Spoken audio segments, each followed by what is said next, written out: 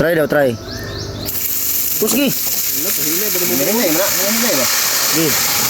Aw, sugoy. Di pa lunga. Andras ha?